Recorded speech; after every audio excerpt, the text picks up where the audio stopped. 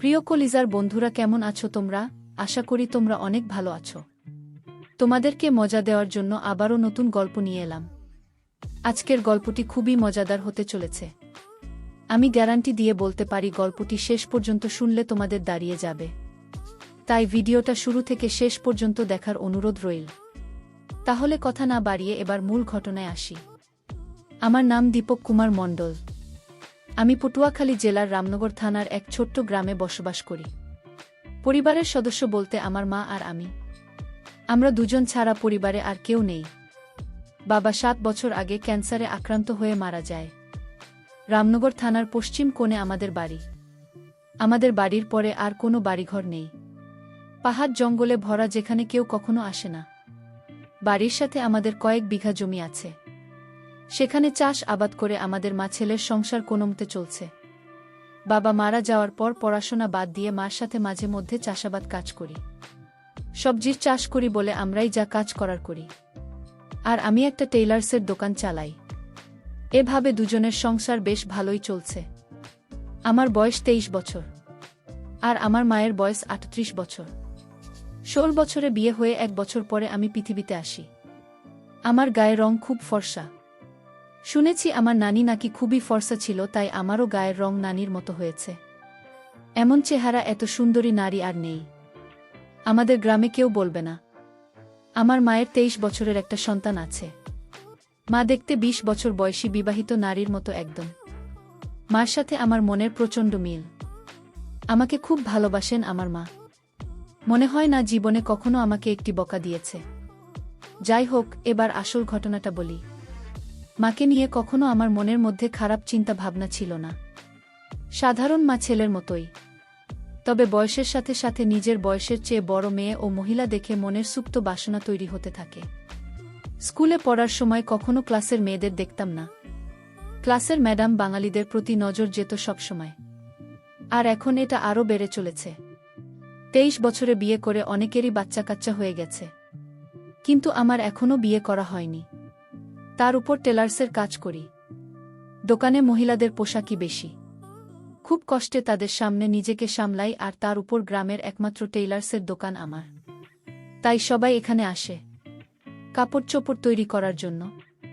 গ্রামের এমন কোনো মহিলা বা মেয়ে নেই যাদের ওই কাপড়ের সাইজ আমি জানি না। ভাগ্য ভাল হলে প্রায় মাপ নিতে গিয়ে কৌশলে হাত বুলিয়ে মনের আশ মিটায়। এমন করে দিনে দিনে আরও বেশি খালা কাকিদের প্রতি আগ্রহ বাড়ছে।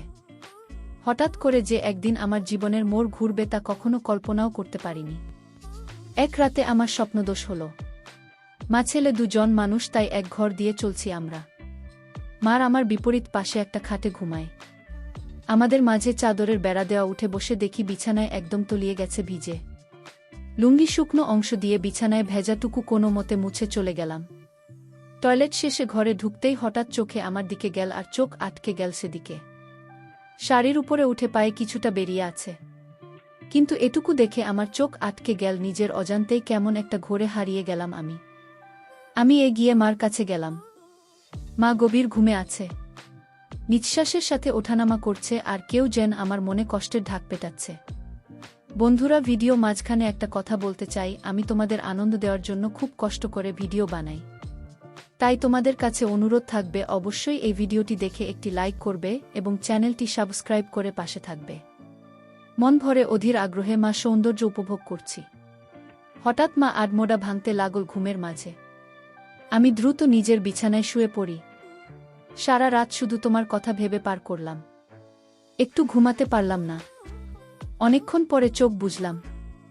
সকালে উঠে উঠোনে গিয়ে দেখি মা গরুর দুধও আছে। আগেও দেখেছি, কিন্তু আজ চোখে পড়ল মার পিঠ অনেকটা খোলামো সিন। ত্বকের পিঠ দেখে সিনেমার নায়িকা পরিমনি ও ফেল। রাতে মা সামান্য সৌন্দর্য দেখে আমি মার প্রতি নিষিদ্ধ আকৃষ্টতা অনুভব করতে লাগলাম। এটা খারাপ বা ভালো এমন কোনো চিন্তাই মাথায় আসছে না। মার পেছনে দাঁড়িয়ে দেখে যাচ্ছি। হঠাৎ মা পিছন ফিরলে চমকে গেলাম দুজনেই। হায় হায়, মা বুঝে ফেল নাকি? কিন্তু মা বলল, এতক্ষণে ঘুম ভাঙছে তোমার? বলে রাখা ভালো, মা আমাকে সবসময় বাবা বলে ডাকে, আর তুমি করেই বলে। যাই হোক, মার কথা মনে হলো না যে সে বুঝেছে আমি কি করছিলাম। মা বলল, যাও মুখ ধুয়ে আস, তোমাকে খাবার দিচ্ছি। মা, আজকে দুধ খাব? এই দুধ খাওয়া আমি মনে মনে অন্য কিছু বলতে লাগলাম। আমার দাঁতের সম্বিত ফিরল। মায়ের দুধ। মাত্র 2 হাত আছি, গরম না করলে খাব কিভাবে? আমি এভাবেই খাব, তুমি খাইয়ে দাও। আচ্ছা আসো। এই নাও পাগল ছেলে। মা গ্লাসে করে দুধ ঢেলে এগিয়ে দিল। মা মুচকে গেছে আমার চুলায় দিয়ে বলল, এখন যাও, হাত মুখ ধো, খাইতে দেব। আমি হাত মুখ ধুয়ে খেতে আসলাম। এসেই বলি, আজ আমাকে খাবার দাও। মা অবাক হয়ে বলল, আজ কি হয়েছে তোমার? আমি কেন, খাওয়াই দিতে পারবে না? না, আমি তা বলছি নাকি। তাহলে এমন জিজ্ঞেস করো কেন? আচ্ছা বাবা, রাগ করো না, আসো আমি খাইয়ে দেয়। এমন সময় আমি বললাম, আচ্ছা তুমি আমাকে ভালোবাসো? আমার এমন প্রশ্ন শুনে মা এক প্রকার ভয় পেয়ে বলল, কি হয়েছে বাবা তোমার? আজকে এমন কেন করছো? শরীর খারাপ নাকি? বলে আমায় কপালে গালে ছুঁয়ে দেখতে লাগল। জ্বর আছে কি না? আমি বললাম, আরে মা, আমার কিছুই হয়নি, এমনি জিজ্ঞেস করতে মন চাইল তাই করলাম। মা বলল, তুমি ছাড়া আমার জীবনে আর কেউ আছে নাকি? তোমাকে নিয়ে আমার সব, আমার প্রাণ তুমি। নিজের জীবন থেকেও তোমায় বেশি ভালোবাসে। কিন্তু হঠাৎ এসব কেন জানতে চাইছ? মা, তুমি বাবা মারা যাওয়ার পর থেকে আর আগের মতো নেই, সাজান, নতুন কিছু পড়ো না। আমার এসব ভালো লাগে না। মা নিরাশ হয়ে বলল, বাবারে স্বামী মারা গেলে কোনো নারীর অস্তিত্ব ঠিক থাকে না। তুমি আমার জীবনে আছো বলেই আমি বেঁচে আছি, নইলে কবেই তো মরে যেতাম। বাবাকে ভীষণ ভালোবাসতে, তাই না মা? সব স্ত্রী তার স্বামীকে ভালোবাসে, আমিও আসতাম। কিন্তু মা আমাকে ভালোবাসে না। তার প্রমাণ দিয়ে দিলেন। আমার পছন্দ তুমি সেজেগুজে থাকো, কিন্তু তুমি তা করো না। আমায় ভালোবাসলে এমন করতেন না। তুমি খুশি থাকো, তা চাই আমি। তুমি একটা বিয়ে করে আবার সুখের সংসার করো, তাহলে জীবনটা ভালো কাটবে। কেন এসব বললাম আমি নিজেও জানি না, মনে হলো আর বলে দিলাম। আমার কথা শেষ হতে না হতেই ঠাস করে একটা চড় পড়ল আমার গালে। আমি ব্যথার চেয়ে অবাক হয়েছি।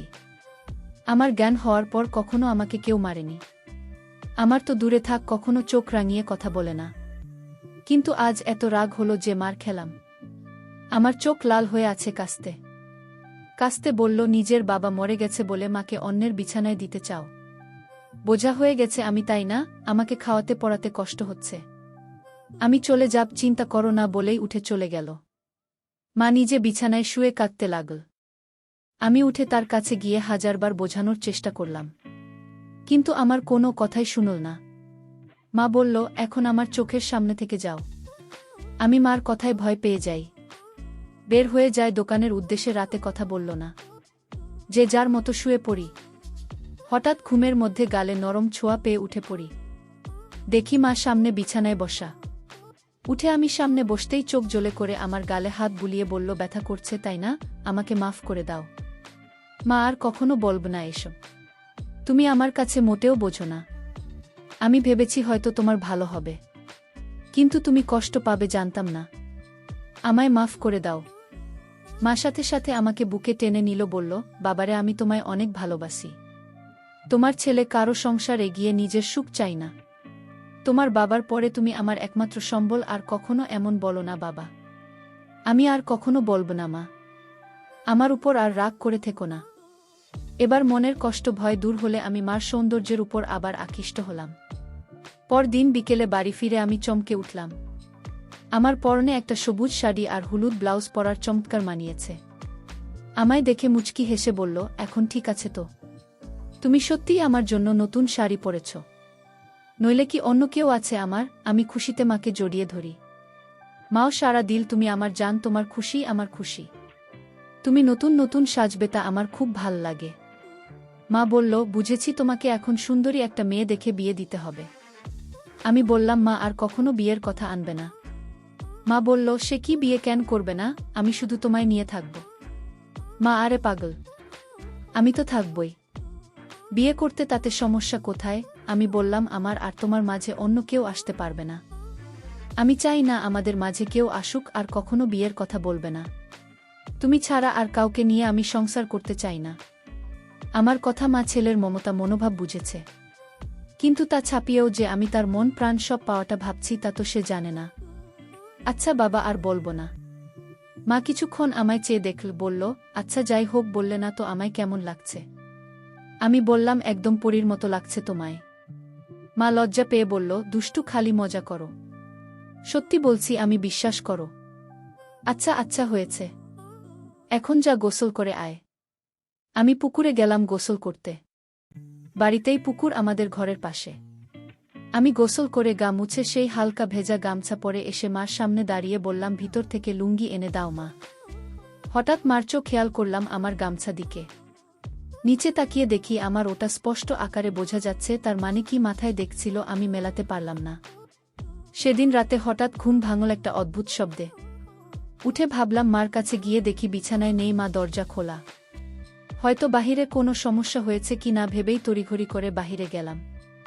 মাকে ডাক দিলাম কিন্তু সাড়া নেই। হঠাৎ একটা শব্দ এলো গোসলখানা থেকে।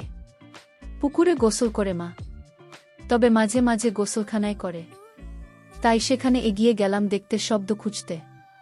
এগিয়ে যেতেই শব্দ বাড়ছে। হঠাৎ শব্দটা কেমন অদ্ভুত হলো, বুঝতে পারছি না এমন শব্দ কিসের জন্য করছে না। এগিয়ে গোসলখানা কাছাকাছি যেতেই পর্দার ফাঁকে যা দেখতে পেলাম, তোমার প্রতি আমার ধারণাই পাল্টে গেল। গোসলখানার দরজা নেই, পর্দা লাগানো বলে সব দেখছি, কিন্তু মা জানে না। মা টিউবওয়েলের চোখা অংশের উপর বসে আজব কাজ করছে। শাড়ি পরা বলে তা দেখা যাচ্ছে না, কিন্তু বোঝা যাচ্ছে। কাজ সেরে মা টিউবওয়েল থেকে নেমে গেলে আমি চুপি পায়ে ঘরে শুয়ে পড়ি। চোখ বুজে হালকা খুলে দরজায় নজর রাখে ঘুমের ভান করে, আর লুঙ্গি তুলে রাখি যেন দেখা না গেলেও আমার কৌতূহল বাড়ে। আমার ঘরে ঢুকল, দরজা আটকে আমার বিছানার কাছে এসে দাঁড়াল। সে দাঁড়িয়ে থাকায় তার চোখে বাড়ি থেকে জানলার ফাঁক দিয়ে আসা চাঁদের আলো স্পষ্ট দৃষ্টি আমাকে গিলে খাচ্ছে। ঘুমের মাঝে আমি আডমোডা ভাঙার ভান করলাম। তাতে মা তড়িঘড়ি করে চলে গেল নিজের বিছানা। আমার মন খুশিতে নেচে উঠল মার আমার প্রতি এতই আকর্ষণ দেখে। কখন যে মার কথা ভাবতে ভাবতে ঘুমিয়ে গেলাম বলতেও পারি না। সকালে ঘুম ভাঙতে উঠে দেখি মা এখনো ঘুমিয়ে আছে, কিন্তু অবাক করা বিষয় দেখে মাঝখানে চাদরটা সরিয়ে রাখা। মাকে দেখে আমার চোখ আটকে গেল। আমি মাকে ডাকলাম, মা ওঠো, সকাল হয়ে গেছে তো। আজকে এত সকাল হয়ে গেল, এখনো ওঠেনি যে। মা ঘুম থেকে চোখ মেলে উঠে বসল, কিন্তু সামান্য বিচলিত নয়। আমায় দেখে যে তার কাপড় ঠিক নেই। স্বাভাবিক গতিতেই কাপড় ঠিক করে বিছানা থেকে নামল। মা এত দেরিতে উঠলে ক্লান্ত নাকি? পরিশ্রম করা হয়েছে খুব, তাই ক্লান্ত। এখন ভাল লাগছে। আমি মনে মনে বললাম, কি পরিশ্রমটা তো জানি। এই চাদর আলোকে আমি সরিয়েছি। ঘরে আমরা ছাড়া কেউ নেই, তো চাদর রেখে কি হবে? আর যে গরম পড়েছে, এভাবে চাদর থাকলে আলো বাতাস চলাফেরা করে না। মার যুক্তি শুনে মুচকি হাসলাম মনে মনে। বাবা, তোমার খিদে লেগেছে তাই না? তুমি হাত মুখ ধুয়ে আস না, আগে গোসল করব, তারপর খাব বলেই আমি পুকুরে গেলাম। আজ গামছাও নিলাম না। গোসল করে ভেজা কাক হয়ে এল আমার কাছে। আগের দিন তো হালকা ভেজা গামছা ছিল, তাই অতটা ভালো বোঝা যায়নি, কিন্তু আজ একদম ভিজে, গায়ে সেটে আছে লুঙ্গি।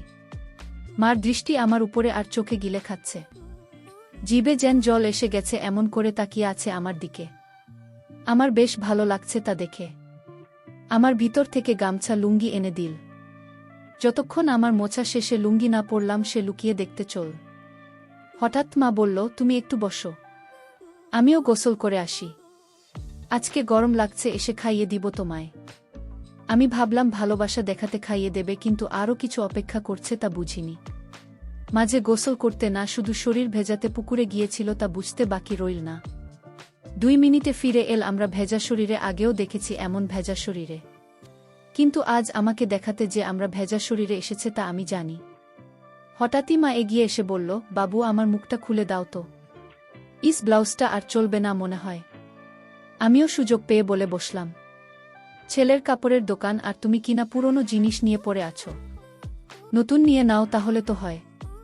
দোকানে গিয়ে নিয়ে এসো পছন্দ করে যেটা ভালো লাগে। ছেলের দোকান তাহলে গিয়ে আনতে হবে কেন? ছেলে আনতে পারে না? কষ্ট করে বাজারে দুর্গম করবে নাকি? আমি বললাম, আচ্ছা মা, সব পাঠিয়ে দেব, তুমি পছন্দ করে নিও। ইচ্ছে করেই বললাম যে আরও গভীরে যাওয়া যায়। মা বলল, পাঠাবে মানে? আমি ফেরিওয়ালা কাকির কাছে পাঠিয়ে দেব।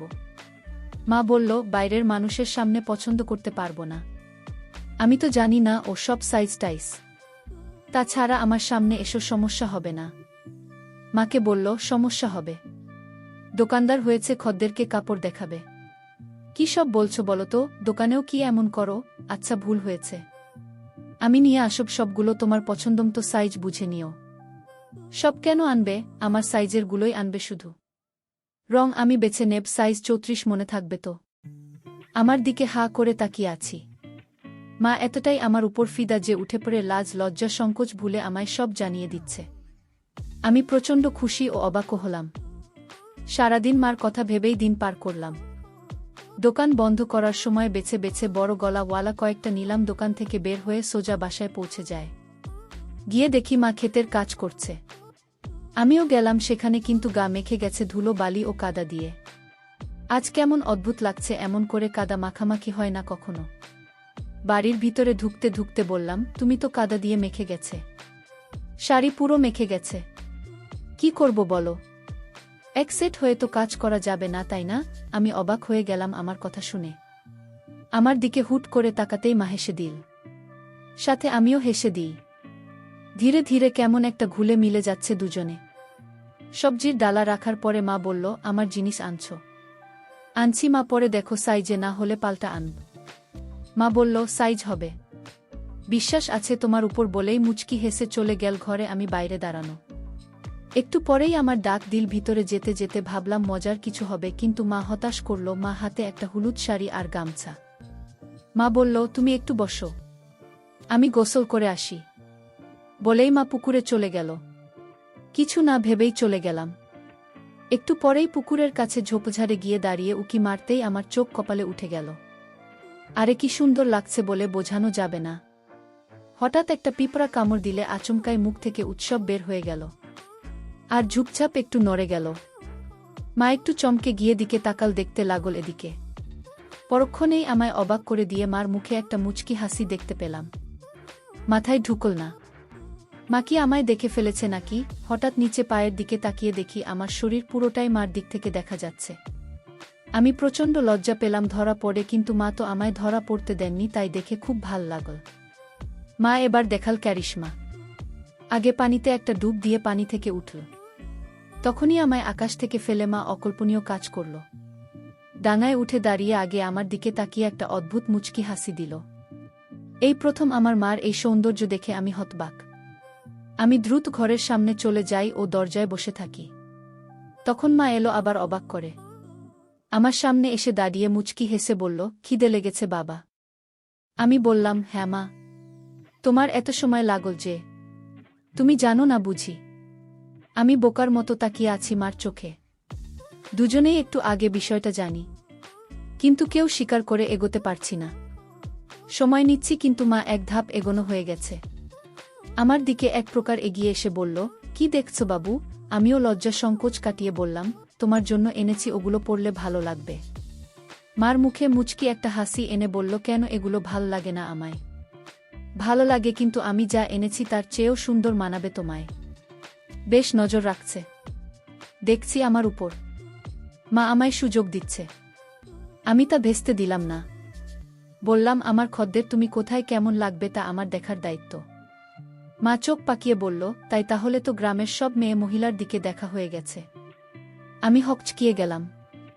কথা সত্যি, কিন্তু বুঝলাম আর খানিকটা জ্বলন হচ্ছে। তাই আর একটু জ্বালাতে বললাম, সবাই কি আর দেখব? যার জন্য সাধারণভাবে যা দেখা লাগে তাই দেখি, টাকা দেয়। ভাল জিনিস দিতে বুঝে শুনে ভালোটাই দিই। আমিও কি সবার কাতারে পড়ি? আমাকেও কি টাকা দিতে হবে? আমি মুচকি হেসে বললাম, যদি খদ্দের হয়ে থাকো তাহলে দেবে টাকা। মার অধিকারের টাকা নেওয়া পাপ। তুমি কি হিসেবে চাপ? ঢিল মেরেছে। এবার ঘুঘু ধরা নিজেই পড়তে চায়, তাই ঢিল নিজেই গায়ে লাগাচ্ছে। আমরা তা দেখা যাবে। তুমি বসো বলেই আমরা ভেজা শরীর নিয়ে ঘরে চলে একটা। কিন্তু দরজা খোলাই আছে, কখনো এমন করেনি, কিন্তু আজ করেছে। 2 মিনিট পরে আমার হঠাৎ তাকে ভয় পেলাম। ভাবিনি এত তাড়াতাড়ি থাকবে, কারণ এত তাড়াতাড়ি কাপড় পরা হয় না। তাহলে ডাকল কেন? ভিতরে আসব। হ্যাঁ এসো। আমি মন ফুরফুরে করে এগিয়ে ঘরে ঢুকেই চোখ জল হয়ে একটা। আমার মনে ঝড় ওঠে একটা। আমার প্রতি এত সদয় দেখে আমায় নিজে থেকে দেখাচ্ছে বলে গর্বে বুকটা ভরে গেল। আমি মার সামনে গিয়ে দাঁড়িয়ে আছি। এমন সময় আমার গলায় সে বলল, কি হলো দোকানদার? ঠিকই তো এনেছে দেখছি। এতই ভালো মাপ কি করে আনলে? আমিও আমার সামনে খদ্দেরদের সাথে যেভাবে কথা বলি সেরকম বললাম। এত বছর ধরে ব্যবসা করি, জানবো না অন্যদের তো মাপ নিতে হয়? আমার লাগল না যে আমি তোমার কি অন্যের সাথে যাই? তুমি আমার সামনে সব সময় থাকো, আগাগোড়া সবই তো দেখা আছে। কথাটা আচমকা বলেই ফেললাম, যদিও এখনই বলতে চাইনি, কিন্তু আমার মুখে তা শুনে দুষ্টু হাসি। যাক, ভালো এনেছে, তোমার গায়ে ফিট হয়েছে তো। কোনো সমস্যা হলে বলো, অন্য সাইজ আনবে তাহলে। একদম ঠিক আছে, কিন্তু একটা জিনিস বলা দরকার। কি বলো বলো? আমার উত্তেজনা দেখে আমরা হেসে দিল মুখে হাত দিয়ে। আমিও সামনে লজ্জা পেয়ে বললাম, কি জিনিস মা? আর কোনো সমস্যা না, একদম মাতামাতি হয়েছে, কিন্তু আমার আরেকটা টাইপ করার ইচ্ছা। না তো তুমি জানোই, তবুও একবার মাপ নিয়ে নাও। আমি আমার প্রতি এতই আহ্বান দেখে মুগ্ধ, মাথার গায়ে ছোঁয়ার সুযোগ করে দিচ্ছে। আমি এতই মুগ্ধ যে তাকিয়ে আছি। তুমি মনে হয় মাপ নেবে না? সরকার করেনি? আরে না, এই তো নিচ্ছি। এক প্রকার দৌড় ঝাঁপ করে ফিতা এনে আমার সামনে দাঁড়ালাম। অন্যদেরও তো স্বাভাবিকভাবেই মাপ নেই, কিন্তু আমার সামনে সে বুক ধরফর করছে। কোনো পাশ থেকে শুরু করব তাই বুঝতে পারছি না। এতই পাগল হয়েছি যে কিসের জন্য মাপ নিব তাই জিজ্ঞাসা করিনি। আমরা মুচকি হাসছে আমার কাণ্ড দেখে। কি হলো, হাসছো কেন? মা, কিসের মাপ নিবে তুমি জিজ্ঞেস করছো? ও তাই তো, কিসের? জামার। পাগল ছেলে, তুমি যে দোকান করো কিভাবে জানি না। এই ধরো বলে আমার হাত দুদিকে ছড়িয়ে দিল। আমি একটু ঝুঁকে পিছন দিয়ে ফিতা এনে উপর রাখলাম। এখনও তাই করিনি। মাতাও বলল, আর তাই আমায় মনে একটা কাঁপুনি হলো আর মুখে পাগলাটে একটা চাহনি। আমার চাহনি দেখে মা একটু বিরক্ত হয়ে বলল, খদ্দেরদের সাথে এমন আচরণ করো তুমি? একটা মাপ নিতে এত সময় লাগে তোমার? যত যাই হোক, তুমি তোমার। তাতে কি হয়েছে? কাজের জায়গায় বাহিরে হলে কি এত স্বাভাবিকভাবে তোমায় বলতে পারতাম তুমি নিজের পেটের সন্তান? তাও যদি এত রংচং করো। লাগবে না, যাও। বলেই আমার সরে যেতে নিলে আমি হাত ধরে বলি, আচ্ছা এসো, মাপ নিচ্ছি। কত রাগ করে গো, নয়তো কি করব? বাহিরের মানুষের কাছে গিয়ে মাপ দিব? আচ্ছা হয়েছে, এসো, হাত সরাও। পারব না। পারলে সরিয়ে নাও। আমার এই অভিমান খুব ভাল লাগল। আমি এবার সংকোচ কেটে গেলাম, তাই আমিও এগিয়ে গেলাম। প্রিয় বন্ধুরা, এই গল্পের বাকি অংশটা আগামীকাল দ্বিতীয় পর্বে দেখতে পাবে, তাই চ্যানেলটি সাবস্ক্রাইব করে পাশে থাকবে।